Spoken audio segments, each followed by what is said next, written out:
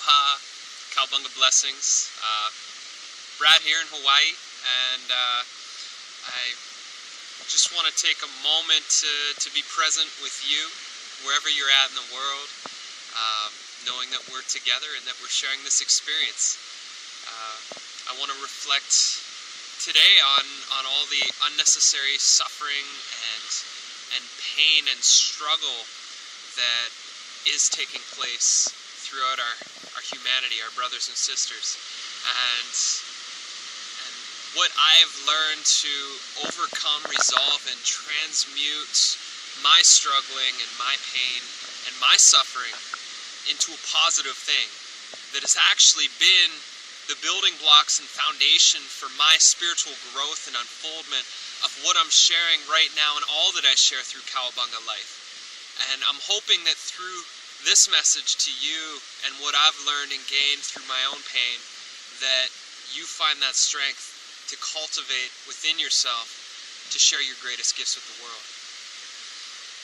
So I'll just reflect back a couple months because this is the most recent struggle that I've been through. And I was biking and I flipped over the handlebars of my bike, a very sudden accident that I was not expecting. I went from pure bliss riding along a river to intense pain. And I flipped over these handlebars and I landed on my shoulder. I actually dislocated and fractured my shoulder. And so there I was laying in the middle of the street with my friend's fiance and her friend who I'd just met. And I was lying on my back and I was having intense, crazy pains running through my whole body. And I didn't know what was going on because I couldn't move my arm, I couldn't move my shoulders. I'd never dislocated anything before. I'd fractured plenty of things, so I knew that pain. But, and once the shock and the trauma started to wear down, because I just went from focusing on the pain that was shooting through my body, and I started to focus on my breath. I just started to breathe deep and slowly. And when we focus on our breath, the mind starts to slow down and it allows us to calm down. And as I started to focus on the breath, I just started to repeat in my mind, thank you. Thank you for this experience. Thank you. And I just started that pattern in my mind to slow down the shock and the trauma. And as I started to soften into my body instead of tense up and hold on to what I was experiencing, my shoulder just naturally, on its own, without any force, slid back into its joint. And I could suddenly move my elbows and my fingers again, enough to pull myself up off the road and sit up against a tree until I could get a car and go to the hospital to get checked out.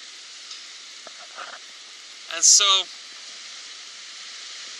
what I want to get at here is whatever struggle or strife or pain you're experiencing in your body or in your reality,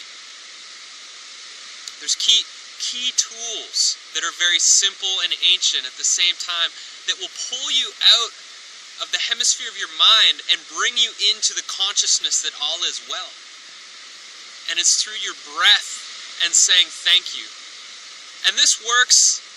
It works if your bank account is empty and you are feeling fearful of not having your next meal.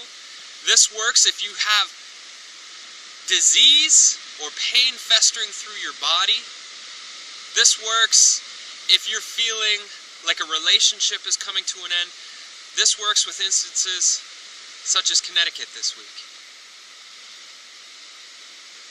There's a divine unfolding happening within you. And our greatest challenges, and I know this from my own personal experience, our greatest challenges, our deepest pain, the suffering that's happening within us or around us, is a calling to stepping into greatness, to our greatness as humanity. That when you step up and you breathe deeply and powerfully into your whole being and you repeat the mantra of thank you, that thank you is putting your trust in the divine presence, call it God, call it spirit, call it the universe, call it whatever you want. It can be Bob if you want. It's putting your trust in your faith that there's a higher purpose for this experience that we're having, and that this pain that I'm experiencing right now, or you're experiencing right now, is pulling us and stretching us into a greater version of ourselves. And I heard Michael Beckwith say it so brilliantly this morning. If you're praying for a whole healthy body, or you're praying for your bank account to be full, but you're not doing anything good with it, cancel those prayers.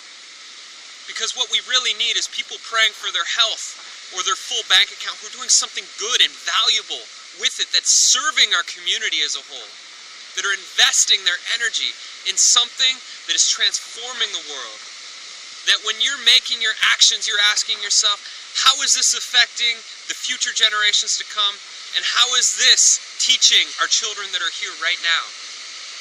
Because everything that you are doing is causing ripples outwards. Everything you're thinking. And so we need to clean our own house. We need to find our own peace. And for me, the mantra that has transformed and transmutated my greatest challenges into blessings and service for others has been thank you, and I love you, because you are loved.